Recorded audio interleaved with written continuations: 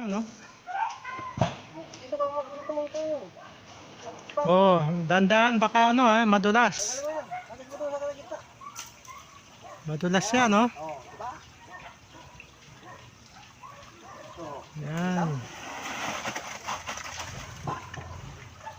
Subuhos muna bago ilagay yung bato, no? Oo, para... Pero wala na pala siyang bakal, no? Wala na siyang bakal na ginagawa. Parang yung pundasyon ng ano, bahay, di ba? Reprop lang naman, wala nang bakal ba. Pag reprop wala na. Tapos nalagyan pa ng ano yan, ng semento yung bawat ano, bawat bato. Saan pa galing yung mga bato na yan, bro? Yung tinibag ko rito sa may Lambakin.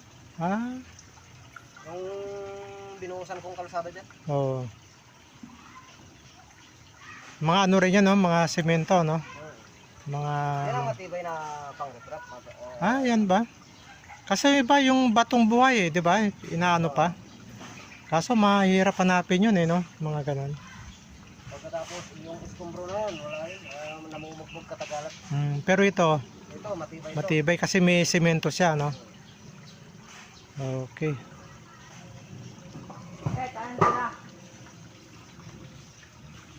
Ayan, ito yung project ni Kapitan Sagala.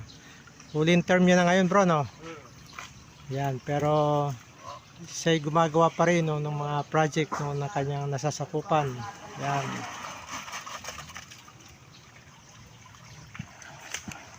Sana ito, bro, pagka ano, no? Pwede nyo request dito, kahit dito lang siya, oh. No, para tumibay na siya. Hindi na... Pwede yung kalsada niyan, pagkatapos isara ng... Oo. Kasi delikado, oh. Dire-diretso na yun, pag natibag to, oh.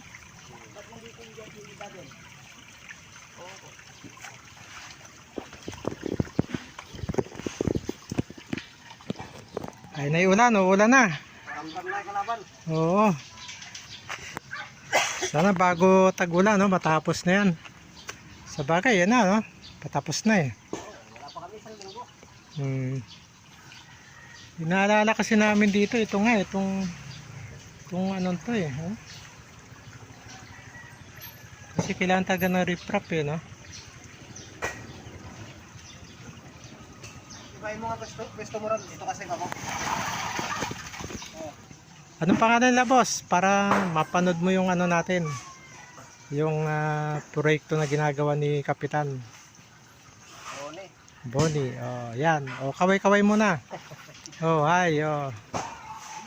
Hi sa mga Santo Cristo. Mga mamayan ng Santo Cristo, barangay.